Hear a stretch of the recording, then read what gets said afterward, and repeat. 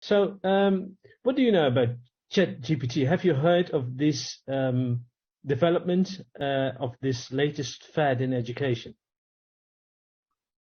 Well, it's I don't think it has anything to do with education except undermining it. ChatGPT is basically high-tech plagiarism.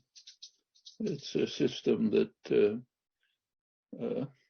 accesses an astronomical amount of data and finds regularities, strings them together, looks more or less like what somebody could have written on this topic.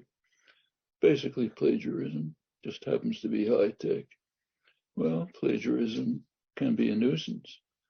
Teachers, I mean, as in the universities, for example, and departments where essays are required, for years there have been programs that help professors detect plagiarized essays. Okay, now it's going to be more difficult because it's easier to plagiarize. But it's about the only contribution to education that I can think of, that it makes it harder to detect plagiarism. The systems have absolutely no value with regard to understanding anything about language or cognition.